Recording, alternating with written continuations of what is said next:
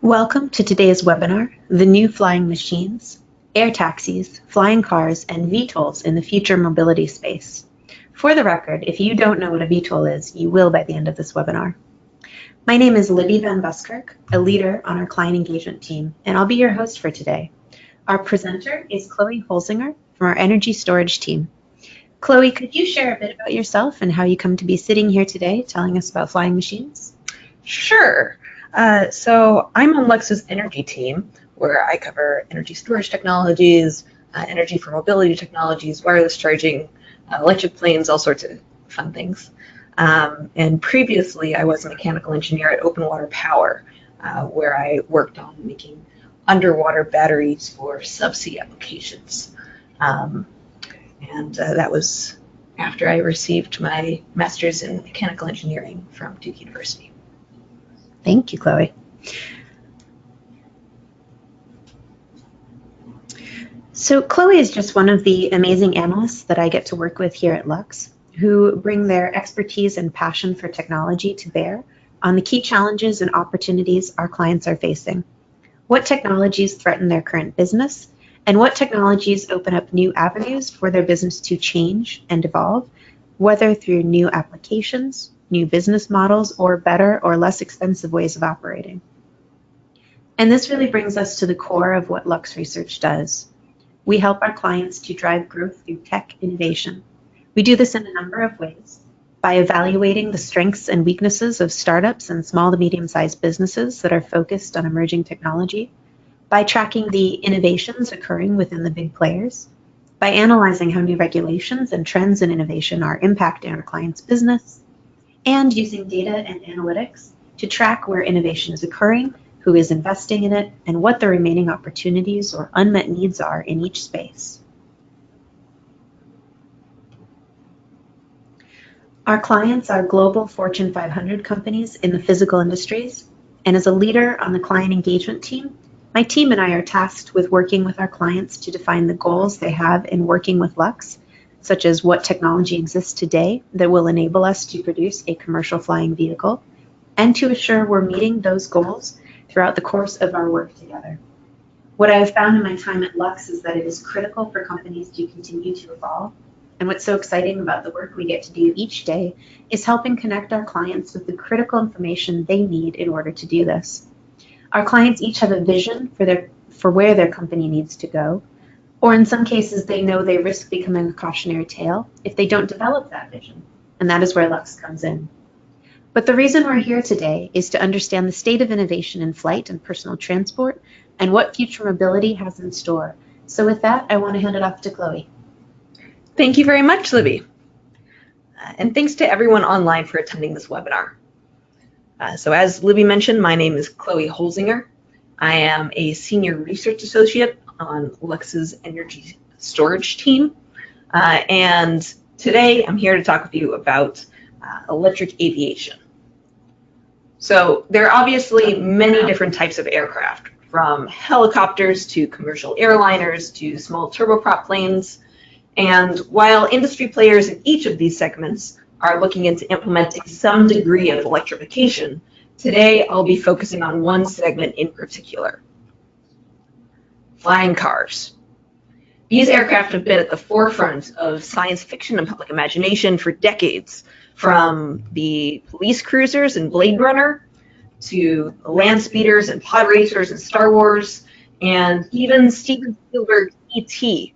featured a personal vehicle for urban air mobility. So today, after decades of waiting, we're finally starting to see some semblance of these aircraft come to life. But developers in this space are imagining a very different kind of aircraft than those of science fiction, and many of them are making some pretty bold claims. Sebastian Thrun, who founded both Google X and air taxi startup Kitty Hawk, has said that part of his dream at Kitty Hawk is to build a taxi system which could democratize the technology from day one.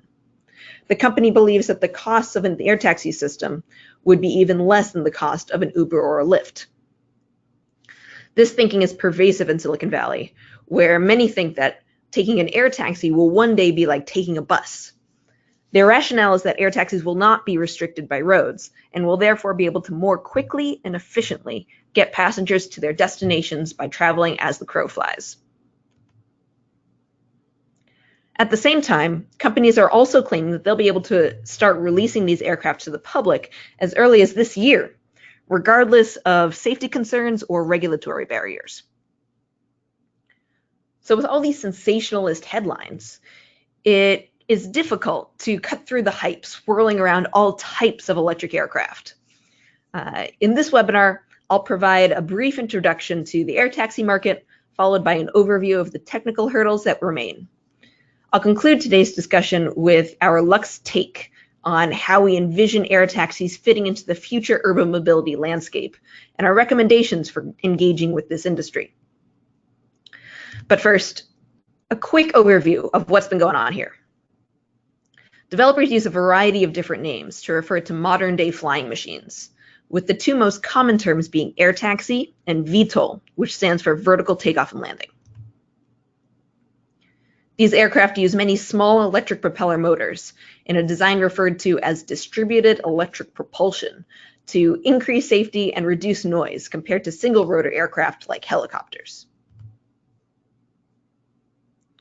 Vertical takeoff and landing capabilities are required for these aircraft as they are targeting intra-city transit applications with a flight range of less than 100 miles, and using a landing strip would be disproportionately expensive in these areas.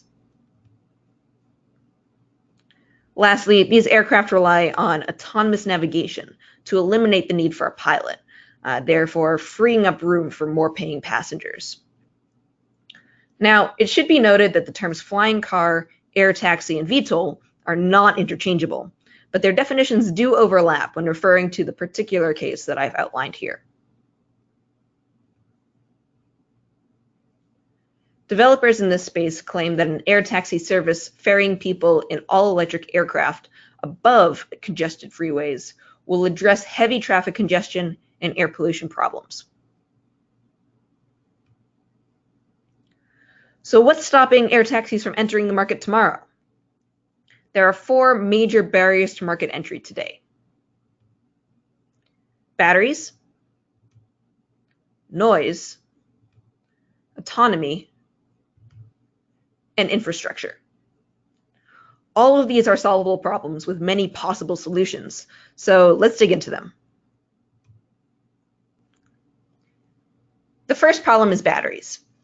While current lithium-ion batteries have been successfully commercialized for electric vehicles, they are not necessarily the right energy storage technology for air taxis. Aircraft operate in isolated environments at high altitudes over densely populated areas, so there's potential for a fire incident to become catastrophic. There are a wide number of companies looking to develop various technologies for the next generation of lithium-ion batteries, but out of all of these innovations, solid-state batteries have emerged as a promising candidate to replace conventional liquid electrolytes and separators in today's lithium-ion batteries, enabling the use of active materials that can store more energy while also improving safety.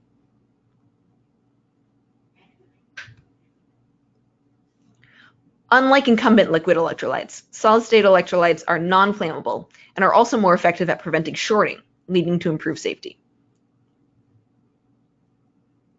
They also enable the use of metallic lithium anodes, which have higher energy densities than incumbent graphite anodes and can increase cell energy density to 450 watt-hours per kilogram and 900 watt-hours per liter.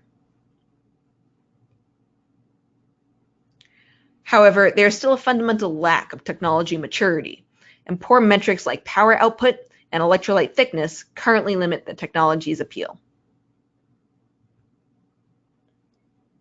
So although solid-state batteries have a lot of promise, they are still a relatively young technology and have several years to go before they can be used in aircraft.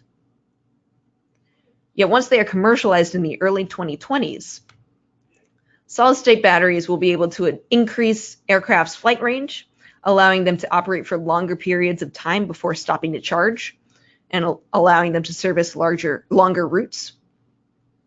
They will also be able to make air taxis significantly safer by eliminating the risk of lithium-ion battery fires.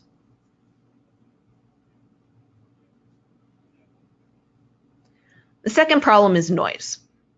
Existing VTOL aircraft, such as helicopters, are restricted in their ability to fly over densely populated areas due to the loudness of their propellers and engine. Yet a large part of the value proposition for air taxis and flying cars relies upon being able to operate over urban and residential areas. Additionally, air taxi developers ultimately aim to operate fleets consisting of hundreds of aircraft, so developers must account for the noise impact of not only frequent, but simultaneous flights over the same area. While using an electric motor rather than an engine does reduce noise, companies must innovate on rotor designs and aircraft architectures in order to reach such noise emission targets while enabling VTOL capabilities. The third problem is full autonomy. Driverless passenger vehicles are under development, but pilotless passenger planes are significantly more challenging, with different technical problems, different user capabilities, and different worst-case scenarios. Air taxis and flying cars typically only accommodate 1 to 6 passengers. As such, reserving one of these seats for a human pilot reduces the operating company's potential revenue per flight and raises costs dramatically. Requiring operators to have pilot's licenses does decrease the company's liability, but it also greatly reduces its addressable market size.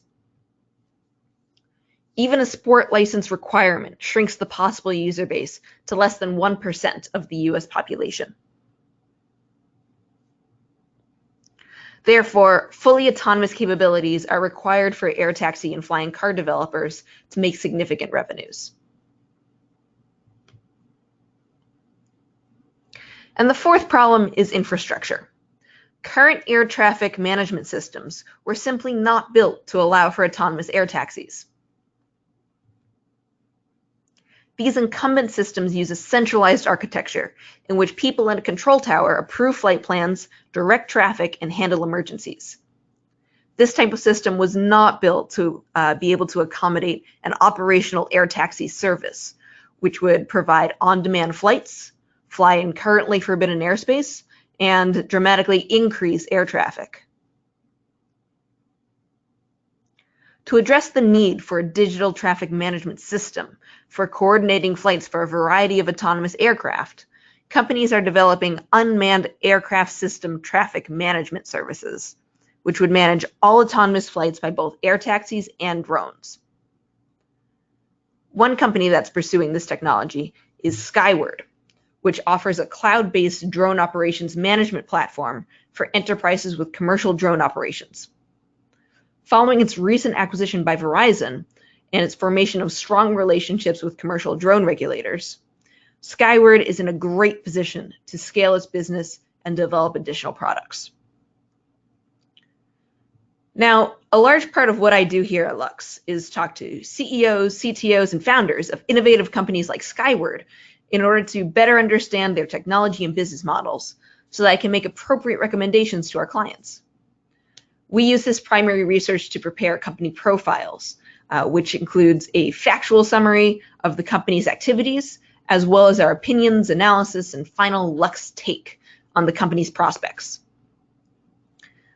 So following our conversation with Skyward's president, Mariah Scott, in 2017, we ranked the company as a strong positive, which is quite a difficult score for a company to receive from us, and was the only strong positive our autonomous systems team gave that year.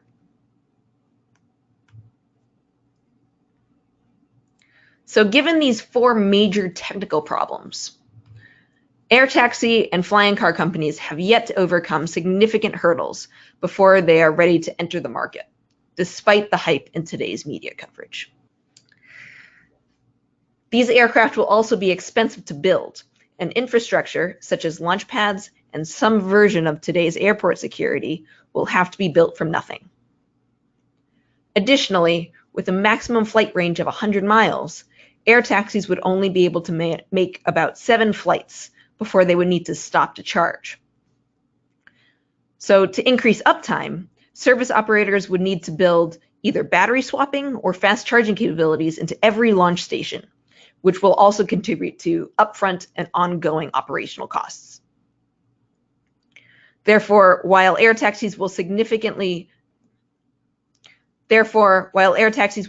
be cheaper than helicopters, they will ultimately be a luxury mode of transportation with a much smaller addressable market than many developers claim.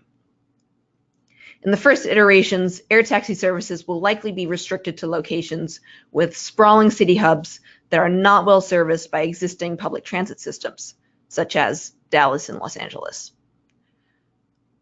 Air taxis will also never be able to serve as many people per day as any of today's metropolitan bus systems. By nature, air taxis, which are strictly limited in the number of passengers they can carry per trip, will be unable to address the same needs as buses, which accommodate multiple arrival and departure needs for a large number of passengers per trip.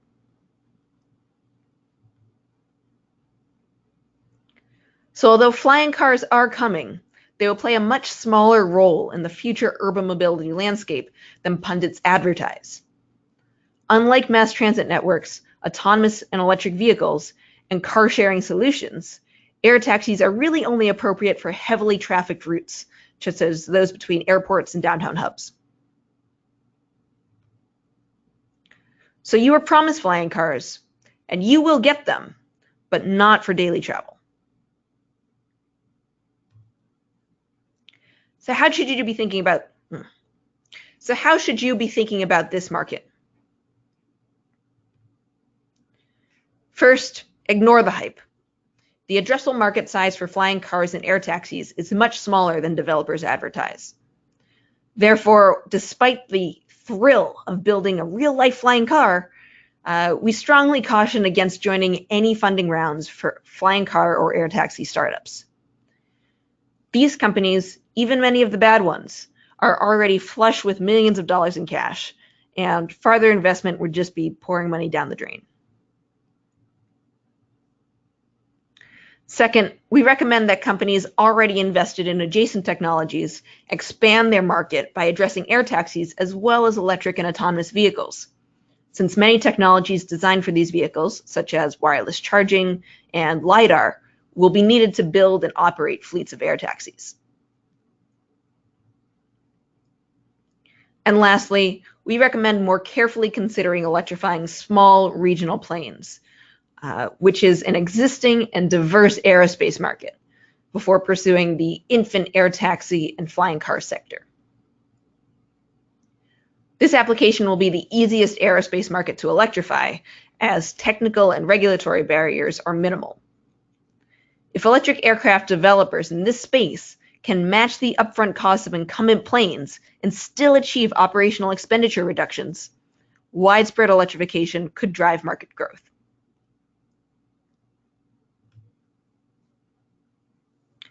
So thank you once again for attending this webinar, and I'll now turn it over to Libby. Thank you, Chloe. I have to say one of the most exciting questions I heard when I first started working at Lux was, when would flying machines like these become a reality? I'm sad to hear it's not tomorrow, but fascinated by the challenges and opportunities that remain for companies to answer today. Now let's turn to some of the questions from our audience. As a reminder for everyone joining us today, please type questions into the Q&A box on your screen. Let's start with the first question. Chloe, why are we seeing these aircraft now? What has changed to allow companies to now pursue this market seriously? So that's an excellent question. So these aircraft are finally within reach today due to innovations in two main areas: energy storage technologies, which is my personal bread and butter and focus here at Lux, and autonomous systems. So electric vehicles powered by lithium-ion batteries are really no longer a nascent technology. Annual sales exceed 1 million vehicles, and nearly all major vehicle manufacturers are invested in their development now. Many governments are also now putting pressure on manufacturers to produce vehicles with lower emissions following the diesel emissions cheating scandal that plagued the automotive industry. Growing electric vehicle sales and falling prices, paired with increasing government support and OEM commitments, point to this EV inflection point, where EVs are cheaper and better than their internal combustion engine counterparts. So we project that this inflection will occur by 2040 at the latest, which I know is a rather conservative estimate in the industry, at which point we predict that about half of all vehicle sales will be electric. And then on the autonomous systems side, there have been incredible innovations in digital technologies, such as deep learning, LiDAR, wireless charging, and 5G networks, which have now made the opportunity for automation very real.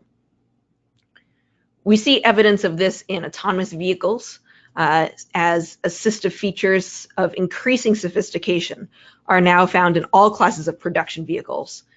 And autonomous features are being deployed in commercial vehicle fleets for mobility services and in heavy industry. On the flying side, commercial drones have also come a long way in the past few years. And technology, regulations, and applications have had time to grow and demonstrate how, with the correct combination of these factors, drones can provide logistical and operational cost savings for certain tasks. So for both of these areas of innovations, we're now changing as a society how we think about getting from point A to point B.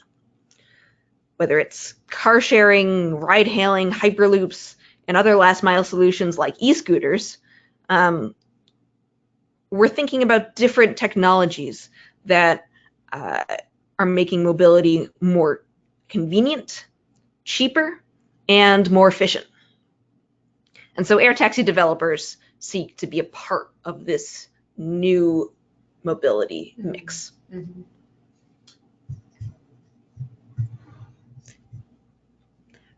If I can ask a follow-up question to that, the fact that electric vehicles, specifically automotives, are becoming far more likely, or they're on the road now, but they're going to be a much bigger part of the market, coupled with the, as you mentioned, the drive towards autonomy, do air taxi developers hope that both the increased focus in both of those areas is going to allow, say, our move to solid state batteries to move more quickly because more people will be researching that development? And then also they're hoping they'll do some of the regulatory work that's necessary for them to achieve air taxi status? Yeah, so solid state batteries are a big part of what I look at here at Lux. And actually, if you look at our projections for when we expect solid state batteries to start being used in passenger vehicles, it overlaps really well with how air taxi developers expect to be on the market. It's about that mid-2020s range. And, you know, that certainly might be a coincidence, but it's far more likely that some of these air taxi developers are really planning to incorporate these next generation battery technologies into their aircraft and are waiting for them to be commercialized in other applications so that they can take advantage of some economies of scale before incorporating them into their aircraft.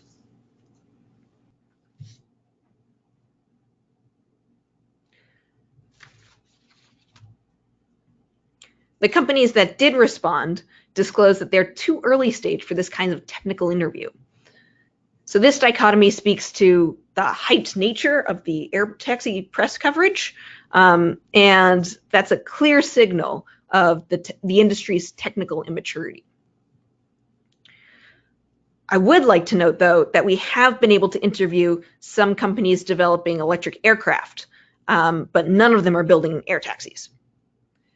Instead, these companies are all focusing on building larger electric planes using more traditional fixed wing architectures. And these are the planes that I mentioned in that last takeaway. They're small aircraft seating 9 to 19 passengers, or small cargo planes. And there are far fewer companies operating in this space and really targeting electrifying this space. But we found that the leading companies in this industry are much farther along in their technical development and are more open to independent analysis than air taxi companies. And one more question we've received, which I think you've in part answered, is what is the possibility that other types of aircraft will be electrified? Yeah, so the segment that I get most excited about is this small electric aircraft segment. So these planes can be used for island hopping in Hawaii, or fjord hopping in Norway, or accessing rural locations in Alaska, for example. So instead of VTOL configurations, these companies favor fixed wing architectures due to the increased efficiencies at cruising altitude and the availability of landing scripts. They also don't require autonomous capabilities or noise reduction technologies like air taxis do. And both the US and the European Union have passed regulations allowing these aircraft to be electrified without extra certifications. So we consider these small regional aircraft to be really on the cusp of commercialization. The other obvious elephant in the room are commercial airliners.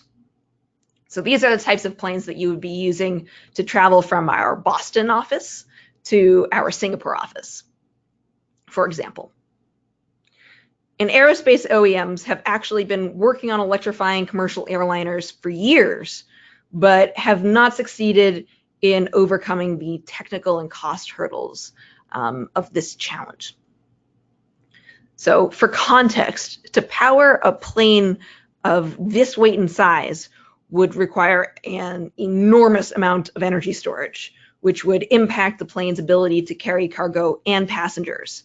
And even mild hybridization is inhibited by the size and weight of the required power electronic systems, and in particular, power converters. So for scale, replacing even just one gas turbine engine, and there are 4 in these types of planes typically, would require a 2 megawatt electric motor and a 2-ton battery pack. We therefore think that these commercial airliners would really never incorporate battery electric powertrains. And that really when it comes to reducing the carbon emission impact of this sector, we're really looking towards biofuels and potentially hydrogen than lithium-ion batteries.